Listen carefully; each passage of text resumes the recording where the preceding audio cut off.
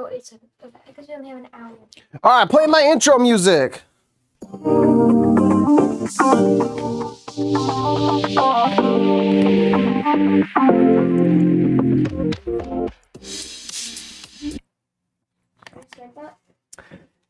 We're good.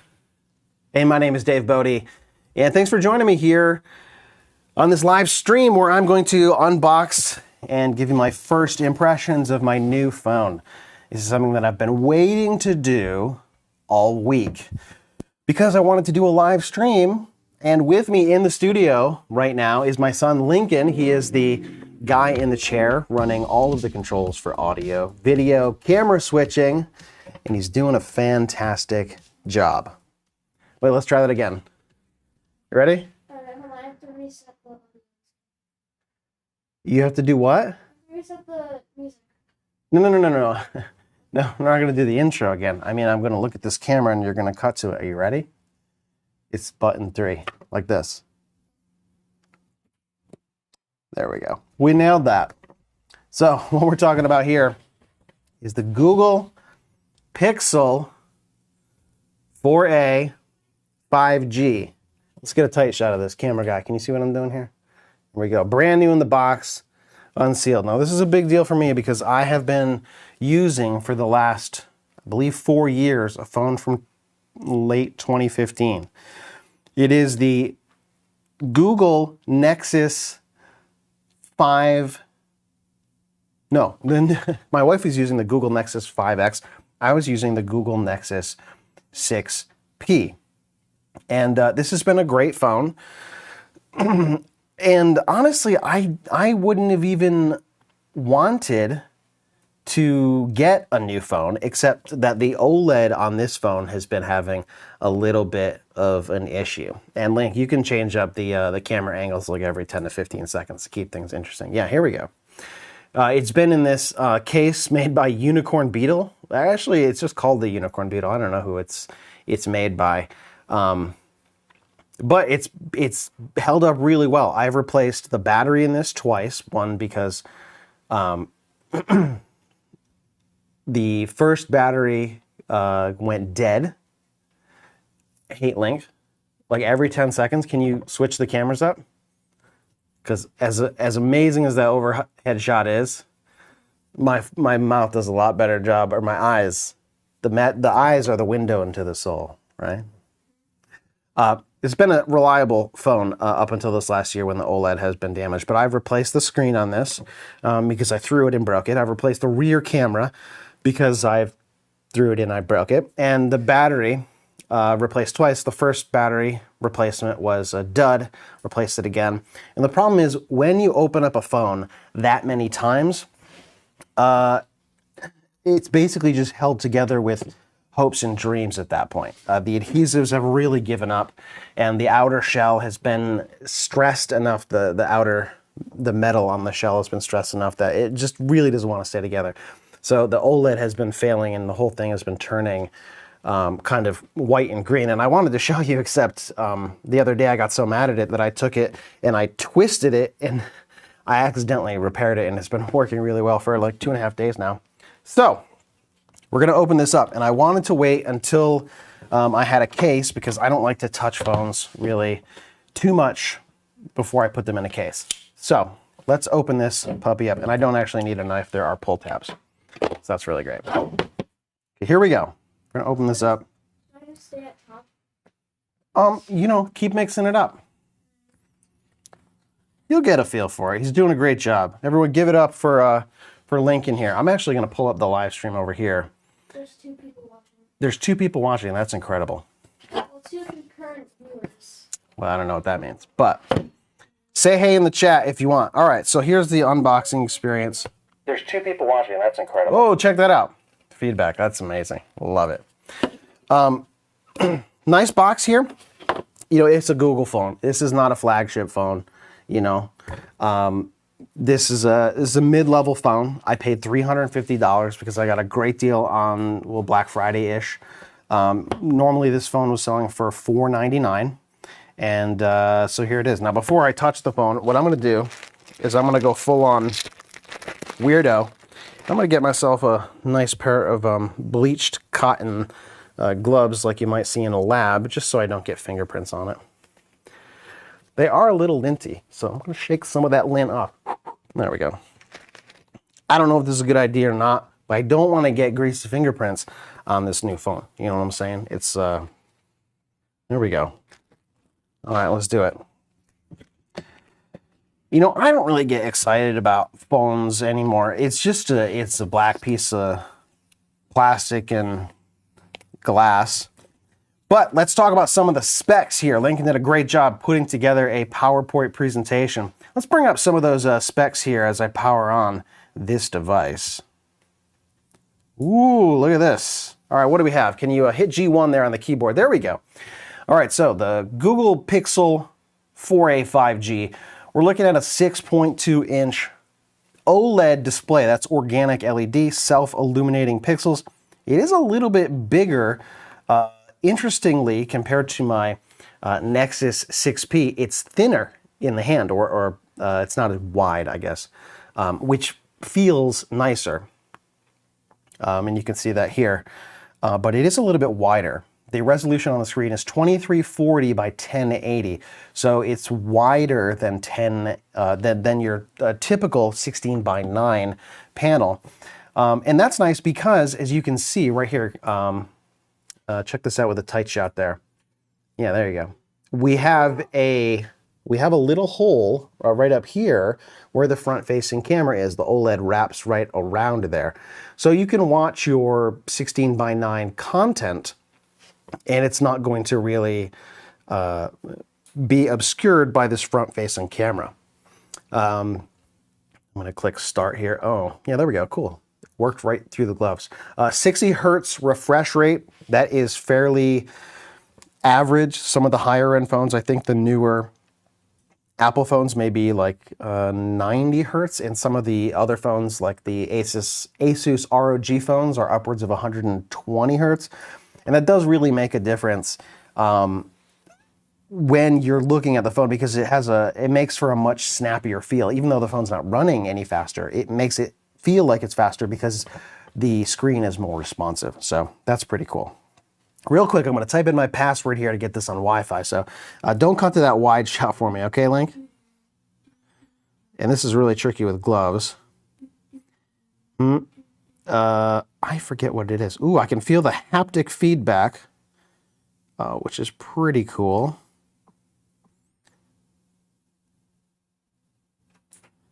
All right, let's get on the Wi-Fi, or the Wi-Fi. Gorilla Glass 3. I already have a spit mark on my phone, but I'll just wipe that off with my bleached cotton gloves. The screen is looking pretty good. Sometimes these OLED screens can have a little bit of like weirdness when you're looking at them off axis. So yeah, let me I'll point it up towards the sky here. Sometimes the colors you get kind of a rainbow effect as you're turning it, and the white point of the screen can change. But overall, it looks like a plastic phone. I mean, it's not that fantastic. Now, one thing that Google does excel at, yeah, we got a question from the audience. Yeah. 3 people, no, 4. Well, we're really coming up. One thing that Google really excels at is taking kind of ordinary cameras and really putting the juice to them when it comes to computational photography. So this phone actually has, it has the same camera in it, the main camera on the back, and we can cut to the next slide there. We'll just talk about cameras. We'll jump back. The main camera on this is the 12.2 dual pixel, whatever that means, camera from the Google Pixel 3. I think that's correct. So it's a couple of years old, and they're using the same exact sensor, but they're using Google's incredible computational photography to get really competitive results with it. Now, compared to iPhones, because that's what everyone compares these against, the stills camera on this is still quite exceptional for a plastic rectangle that you hold in your pocket. It's not as good as a quote unquote real camera with a big fat lens on it, but it's really, really good. Now, this is my first camera with 2 rear it's my first phone with 2 rear cameras. So that is pretty cool. It's got the regular camera, which is kind of your standard phone kind of field of view, and then it's got a wide angle, which I'm actually pretty jazzed to check out. Now it's telling me a use old phone. You need an old Android phone and turn it on and keep it unlocked. Well, we'll give that a try. I'm not sure that it's actually going to work, but I can get the connector. Oh, I got it right here. I got it right here. I'm just gonna. It'll be fine. That's just a charge cable. So as I'm connecting this, I'll just give you a little rundown of our technical setup here. We're using a really nice 4K camera for our front shot here, and we are using an action camera here, HDMI capture, and then the overhead shot is actually coming from an older Android phone. It's the Nexus 5X using an app called DroidCam, which I am very, very impressed with. Really good picture quality. It is a little contrasty, but for like a 5-year-old phone, it's really pretty good. So it looks like we're doing a little bit of synchronization here, and that's pretty fantastic. Copy data to your new phone. Yep, let's get it done. There we go. All right, real quick, I gotta step away because we have a heater in here, and I am about to break out in a full drip sweat. So I'm just gonna turn that down and shut the gas off. Woo! Tell you what, this is an exciting live stream. If I was wearing makeup, I would be worried about smudging my makeup as I wipe my brow here, but I'm not so concerned about it. All right. Asking me for a password. I'm going to put my nerd gloves back on here. Now, I know this seems a little crazy, but whenever I take my phone out of its case to clean it, I usually like set up a bit of a space to get all of the stuff out of the air. And I'm going to do a password here, so if you can cut to the front camera, that'd be awesome. I'm going to try to. So this phone has haptic feedback, which is, I'm not exactly sure how they're doing that. My old phone did not have that. What is haptic feedback? It's when you push on the screen, haptic feedback is it's giving you tactile feedback by using some kind of device that kind of shakes the phone in a really jarring staccato sort of way. There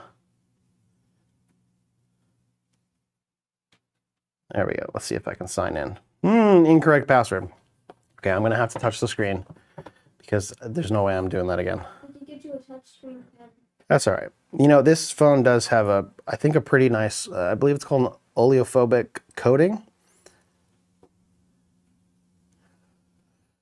And all right, there we go. We're in like Flynn.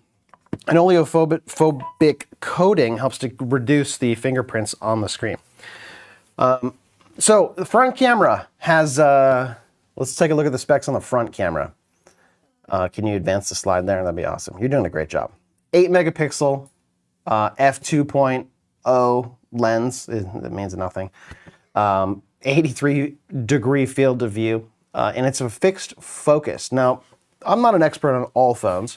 I know that the last few phones that I've had have been a fixed focus front lens. But I think that's kind of weird being in late 2020 that they can't have an autofocus front lens. And I understand that at arm's length, pretty much everything, I would say 18 to 2 feet, 2.5 feet is going to be right around infinity focus. But I think they probably could do some kind of autofocus. So this case here is from Spigen. I would like to say that this video is sponsored by dbrand, but it's not. And this is just a real basic kind of case. It does have a kickstand. I should probably look at how to put it together. I think this has a polycarbonate outer shell. And I think that comes apart. Let's see. Yeah. Yeah, okay, good. And then it's got your standard kind of rubberized, vulcanized outer shell here that should provide a good deal of protection. I kind of like this case. Okay, let's copy over some apps. Actually, that was probably a terrible idea. Can I quit that? I don't know. Account added next. Well, now it's gonna do that. Oh boy. You know what? I'm just gonna pop this in the case really quick. This, unlike some of the higher end phones, uses a plastic back. So this particular phone is not like some of the nicer Android phones or even the iPhones. Okay, this phone's blowing up here. It's giving me all kinds of security alerts, but that's okay. So it's got a plastic back, which you would think that would affect some of the rigidity of the phone, but really this phone is super tough because of that front panel and how strong that is. If you watch Jerry Rig Everything, is that the YouTuber's name? I'll look it up, but I'm pretty sure. No, that's it. It's okay. You don't have to look it up. He did a stress test where he like really bent it, and this is as strong as it needs to be for what it is. Again, I paid $350 for this, which I am not into paying for high-end phones. I just don't think that they provide enough value for the incredible costs, well, that they cost, especially when you consider that some of those higher-end phones really you pay a big premium if you damage the screen at all. And that's kind of a major bummer. So this is going to go ahead and copy. I'm not going to be able to play with the camera right now because it's copying over apps, but my first impressions are that it's a Google phone, and I'm pretty excited about it. It's going to be a lot faster. Now, I'm coming from an Android 8.1 phone, and there are some newer features to Android 9, 10, and 11, which is what this phone is running. Now, one of the nice things about using a Google phone, and I'm using this on Google Fi, is that it's a stock version of Android. So it doesn't come with any carrier apps because it's using Google as its cell carrier. And so that's pretty nice. And it gets all of the great stuff kind of early access. Some of the new features in Android 11, prioritized contacts.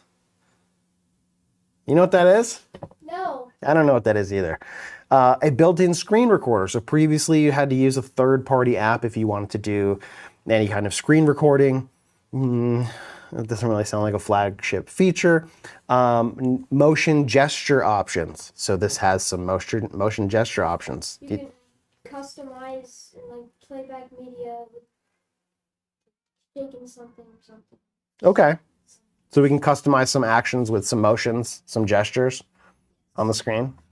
Pretty cool.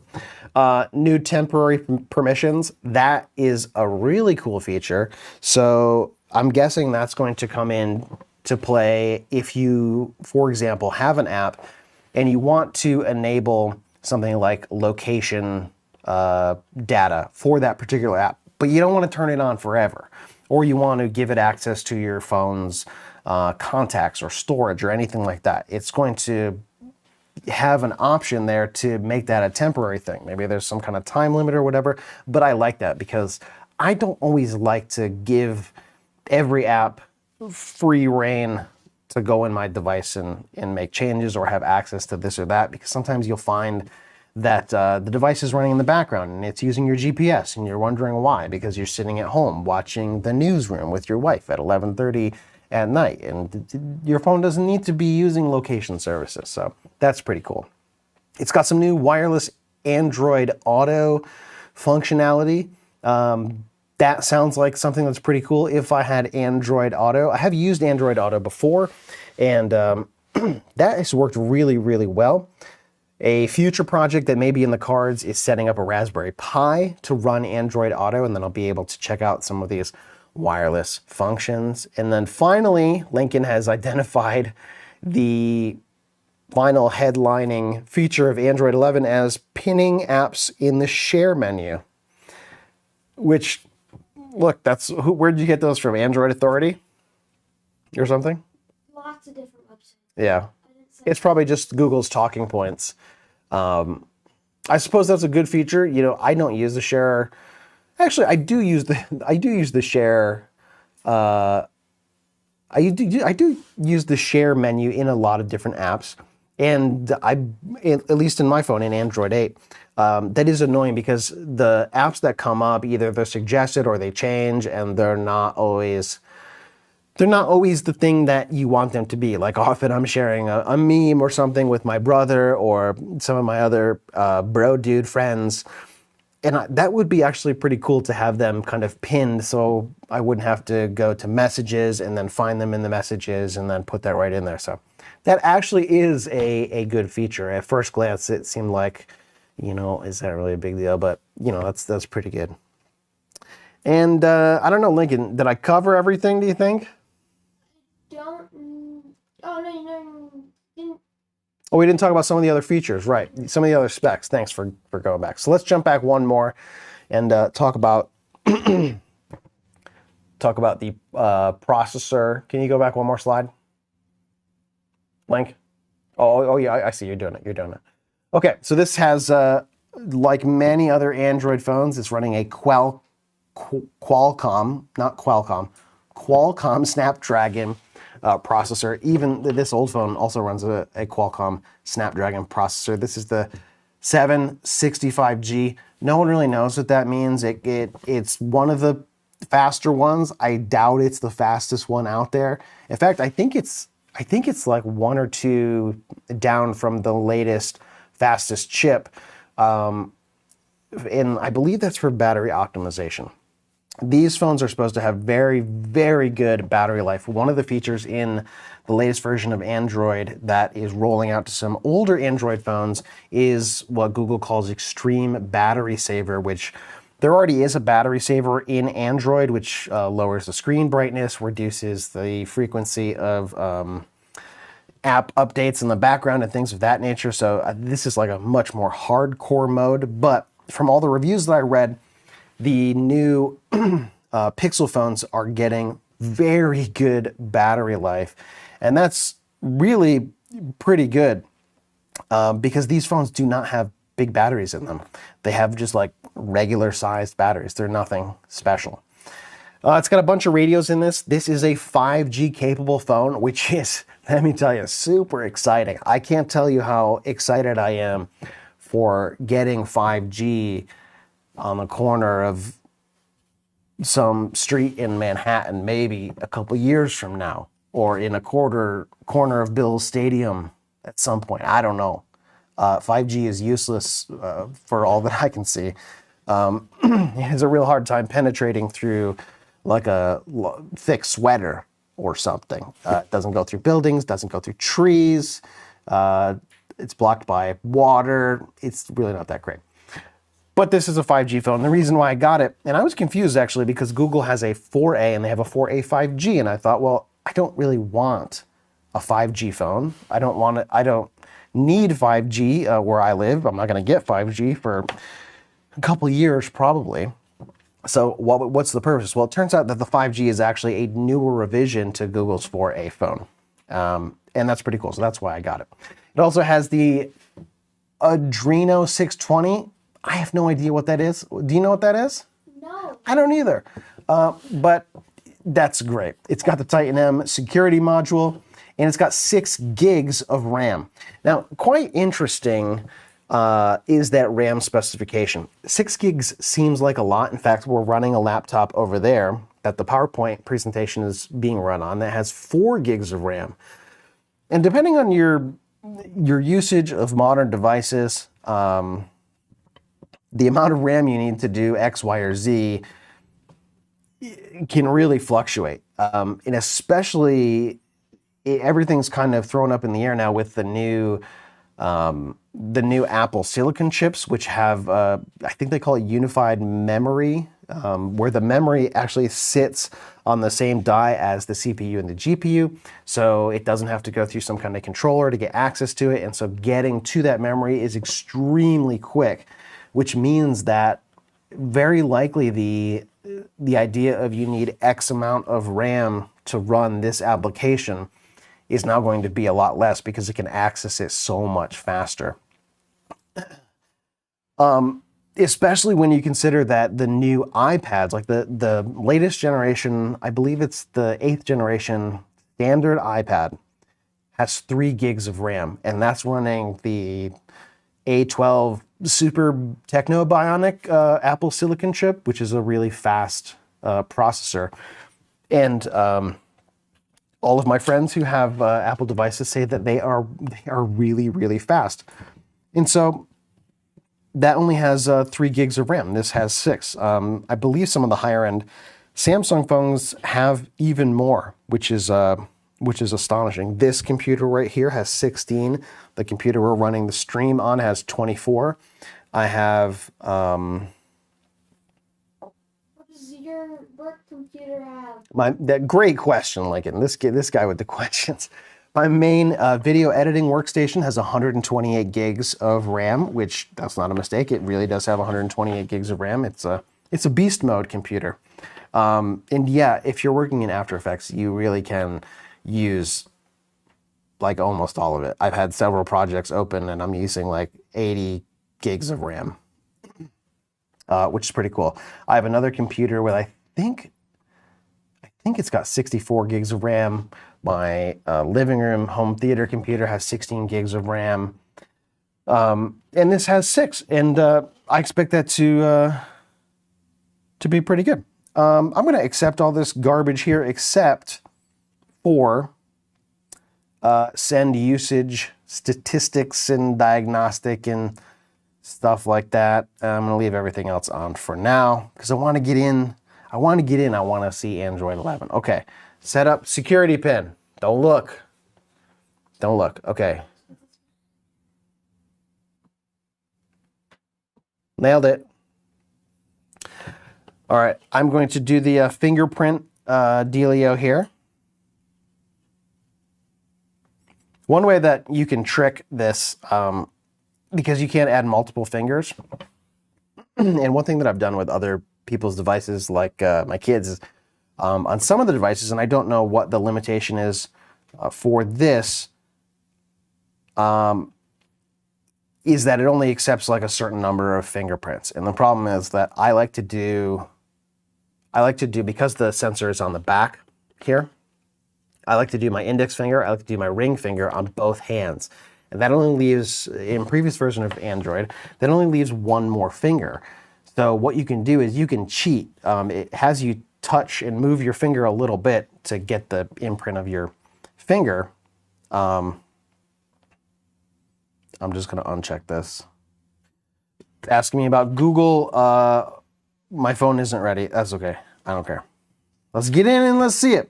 One thing that you can do to cheat it is you can do like 2 taps with one finger and then take a completely different finger and do a couple more taps with it, even on the same hand.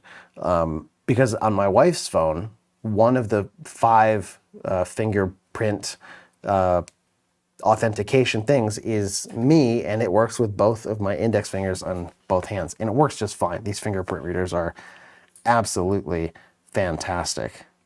Okay, so here in Android 11, we're getting some new gestures because unlike old versions of Android, we don't have the same kind of home screen situation where we have the little circle thing, which is actually burned into my OLED on my old phone here. So it says swipe up and then release to switch apps and go back. We have the arrow, ask Google Assistant, blah, blah, blah, blah, blah. Swipe up to get started.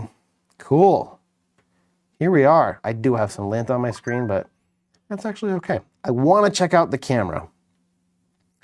Allow camera location while using this app. Yeah, okay, great. Okay. Very cool. So let's see.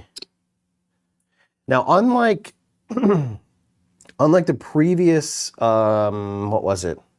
Maybe it was the Google Pixel 4. This does not have a dedicated image processor.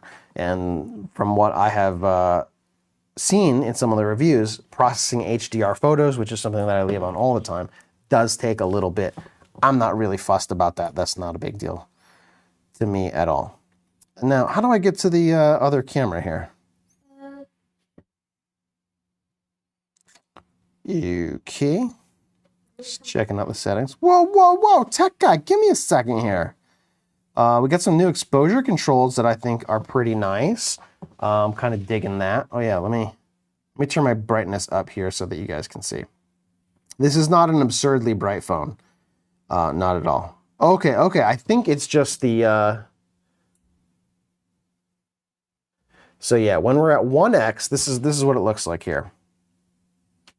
Actually, you wanna cut to this camera over here? Okay, so when we're at 1x, and I'll hold it up. Right now we're at 1x, and when I slide the slider over, I believe it cuts to the other camera. I'm trying to look for a perspective shift here. I see it.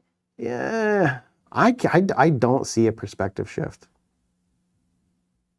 The exposure is... Oh yeah, right there, you get the distortion. It just goes down, bloop, just a little bit. That is very slick. If that is indeed what it's doing, I'm impressed. I don't like the fact that it's on a zoom slider because I never, ever, wait, this is important. Get a tight shot of this. I never, ever zoom in the camera. It is so dumb. I never do it. I wish they just had a wide button and a regular button. I really, really don't like this zoom slider because I don't want to accidentally take a photo at like 1.2x because I'm diddling around here between the wide and the other thing, you know what I'm saying? So, it's all right. Let me take a shot here with the wide angle lens. Oh, yeah, and you can still pinch to zoom. That's fine. Here's the wide angle. You can see the studio setup here. Let's take a look at our resolution. Now this is a 16 megapixel imager. Okay. However, it's got a smaller pixel pitch, I think. So the actual pictures are smaller. Oh, Lincoln's getting something out of his eye there, I think. So that's what we have. Oh, let me see. Which way do I go here? I'm trying to look through my photos. How many do you have? I took 2. Okay, so here's the regular. I'll take 2. I'll take one with the... No. Let's go back. Okay, so this is regular. This is 1x. Okay. Boom. Nailed it. And this is wide. There we go. I'll tell you right now, these photos ain't that great. Well, we're not in a great exposure. Oh, yeah, look at... I took that last photo. It's still processing. So, I mean, we're waiting here. That's like 8 seconds. So here's the difference. We got this guy right here. Let me do it this way. Boom. Oh, I bet I have to turn on like auto rotator. Oh yeah, there we go. Rotate. So here's our wide shot. Here's our regular shot. Same aspect ratio. I really like the wide angle lens. I like the idea of it. I think that's pretty cool. Very cool. We have video mode. Annoyingly, video crops in. Why? It's unfathomable why it does that. Oh, that's interesting. It just started the recording there. Why? Why would it do that? And so to get like the regular perspective that you expect on video, you actually have to use the wide angle lens.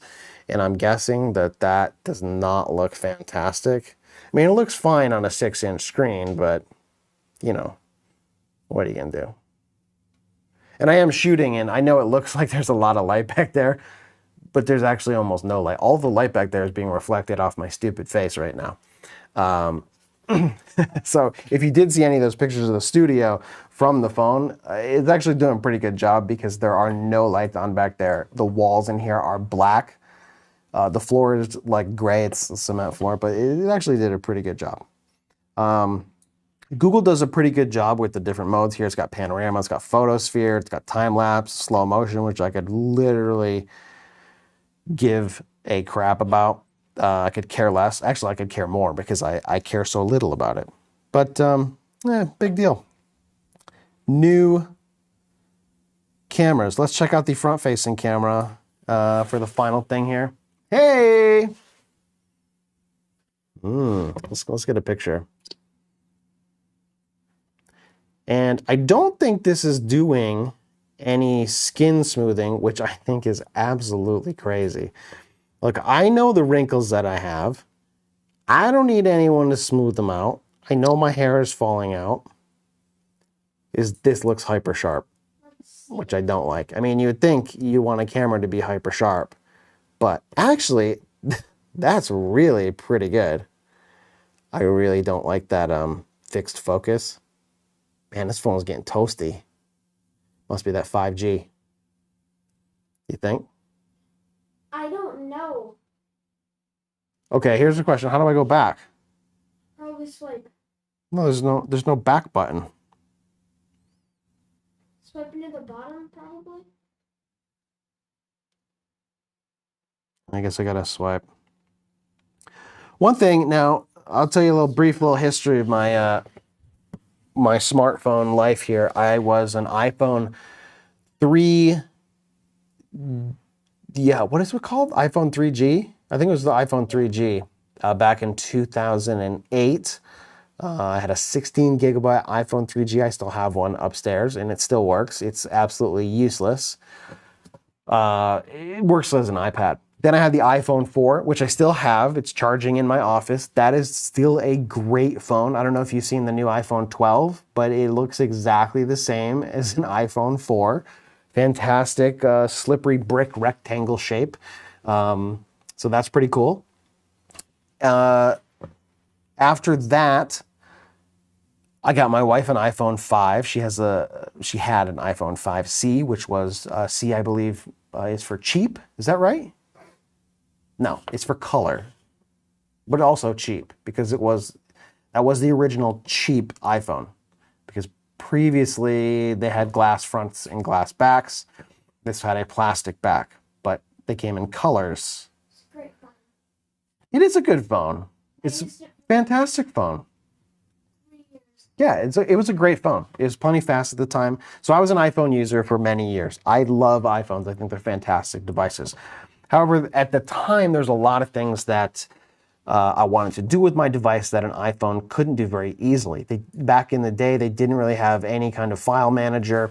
If you were to use your phone for kind of media purposes, record audio with a lav mic, getting the files off of the device was pretty wonky. It doesn't, like, the way you would think is like, okay, I have this recorder, I'm just gonna plug it into my computer and drag the files over. No, you had to use iTunes back in the day, and it was a very just cumbersome process. So I switched over to Android, and my first Android phone was a Galaxy 4, right? Samsung Galaxy S4 or something. Great phone. I had that phone for a couple of years. I took it to Qatar and all over the place. Then after that, I upgraded, I believe in late 2016 to Google Fi because I wanted to get off of paying Verizon cell bills. I believe at the time we were paying around $140 a month for our cell phone service, my wife and I.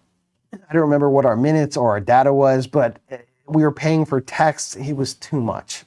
And I didn't want to pay for texts. I mean, you pay, it seems so dumb that you pay for a certain amount of gigabytes and then you also pay for texts, which are data, except the upcharge that they charge you for texts back in the day was like 350% or something. It was crazy. So I got both my wife and I Google phones. She got the Nexus 5X. I got the Nexus 6P. And we got on Google Fi, and they paid for themselves the phones because we bought them outright. My phone was $850, and her phone was $599, I believe. They paid for themselves, I believe, in 14 months or so, because my first cell phone bill for me was like $35 or something. Because unlike some of the carriers, you don't buy data that you think you're going to use and then pay for it whether you use it or not. You pay for the data that you use, which is like, duh. Why wouldn't everyone do that? Makes sense to me. I mean, they do like a budget thing where you say, you're going to use X amount, but then they refund you like, I don't know, 99 cents on the dollar or something. So it works really, really well. My cell phone bills have been really, really low. In fact, I'll pull up my last several bills here, and you're going to be blown away. I really think you will. Now, Google Fi is not for everyone, that's for sure. Google Fi is an NVMO. They are a reseller, so they use T-Mobile and Sprint. Yeah, I think you're right there, Lincoln. I got my tech guy here. This guy knows, tell you that much. And so their coverage is not, I mean, if you're in rural areas, you want to be on Verizon. But if you're a city fella like I am, that works totally fine. Most of the places that have roads that are not in the mountains have coverage. I've never had too much trouble with coverage for T-Mobile and Sprint. And check out my last couple of bills here. $29, $24.79, $24.27, $29, $30, $26. In May, that was my birthday month, that hit me real hard, $40. Then we have 25, 33, 33, 34, 36, 29, 34. You get the idea. I've been on Google Fi for several years. Probably the most I paid is in April 2018 at $66 for 1 month. That's crazy. I mean, I know you're paying more than that unless you're on one of those Mint Mobile deals or whatever. So Google Fi is awesome. If you want to try Google Fi, use my name and I get like a hamburger or something. I don't know. They give me some kind of kickback, but I don't know. They give me something, which is pretty nice. In fact, Google's been really good. Their customer support is fantastic. You get a real person, like really quickly if you have any kind of problems. Both my wife and I, our first couple of phones that we got from Google had like little small issues. My autofocus motor was like going berserk. They were like, whatever, we'll send you a new one. They sent us a new one. So they're really, really good. They've given us little special treats. They gave us a Google Home Mini for being Fi customers. No, actually the other one was for being a Google One. So we do have two Google Home Minis, and we got them both for free from Google. One of them was for being a Google One customer, and that's the storage, right? That's used to be called Google Drive. Now it's called Google One. Occasionally, Google likes to change the names of their products to confuse their consumers, which I think is just fantastic. They used to have their communication thing was called Google Hangouts. Then they had Google Voice. Then they had Google Duo. Now they have Google Meet. It's like, okay. So. They all do different things, though. They according to Lincoln, they all do different things. Well, they talk to people, but yeah. Anyway, Google Fi, it's cool. Google phones, I like stock Android. I really don't like when you get like a Samsung phone. It comes with all those Samsung apps. I believe they run their own version of Android. It's like a skinned Android, something like Tizen maybe is what it's called. I don't remember. When I was using it, it was okay, but it was not as good as stock Android.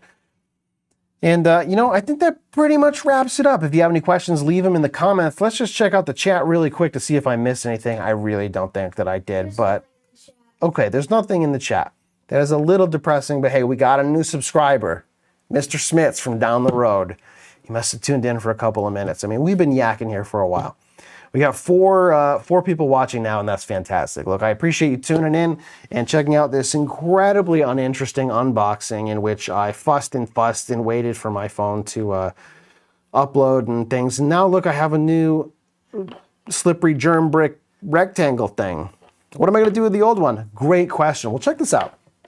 This camera up here is right now running as a wireless camera. It's an old Android phone, and it really looks pretty decent. It is a little contrasty. Not much I can do about that. But Lincoln, do you see the scene in OBS that says Nexus 6P? All right. Let me see if I can get it connected.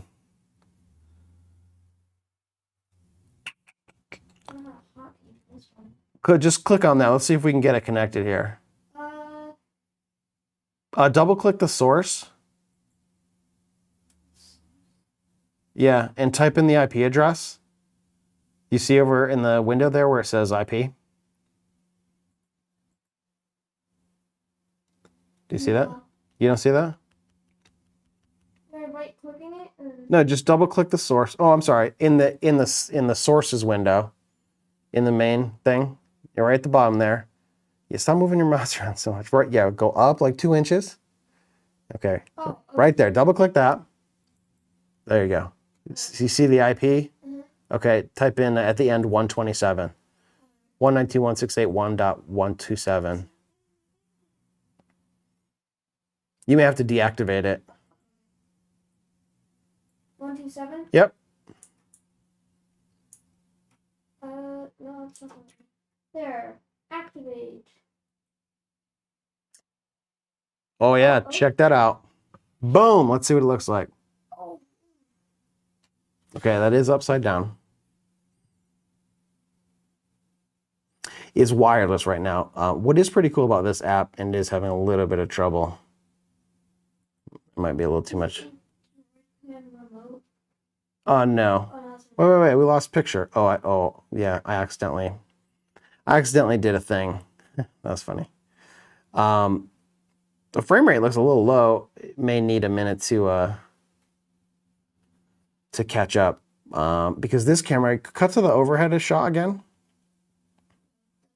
4, right? Yep, there we go. You see, this camera has plenty good frame rate. Let me try reconnecting. We'll try one more time. The cool thing about these apps here, and what you can do with the old Android's phones is, oh, there we go. Look at that. Boom! It's upside down. So I know it is. Let me see if I can flip it.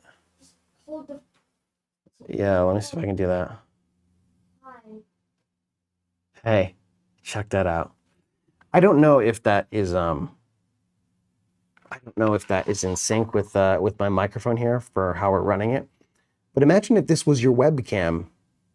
I can almost guarantee the webcam on your laptop does not look this good. So if you have an old Android phone or even an old iPhone or something, you can use this app. Look at this. This looks good. All right, let's see the difference between this and our front shot. Here we go. Boom. That's not. There we go. Let's go to the tight shot. And then to the Droid Cam here in the 6P. Not bad. It is a little contrasty, but the colors look good, right? I mean, you can see we have like a little picture-in-picture here. Let's see, can we do like I need my hand here. See the delay? Yeah, it does look like it's just a hair behind. But the latency is not really that bad. So, with an old Android camera, you can really do quite a lot of things. Lots of cool apps. You can run audio apps here. You can use it as a MIDI interface. You can use it as a webcam here because these things, if you have nice light, and I have nice light here, you can just see. Let's do a quick little studio tour here. We got some nice lights, my nice key light here, and the backlights that we got here, and the DJ lights we got back there. If you have enough light on your face, you can really get some pretty nice results here. Well, that about wraps it up. Hey, everyone, say hey to Lincoln. Can we see him back there? Wait, there he is. All right. So that about wraps it up. Hey, everyone, thanks so much for watching. Oh no, it cut us off. No, it didn't. Did it? No, it didn't. Oh, okay. Oh, there's nobody watching. You see, that's how I was confused. There's nobody watching. All right, everyone. Have a great night, and we'll see you around.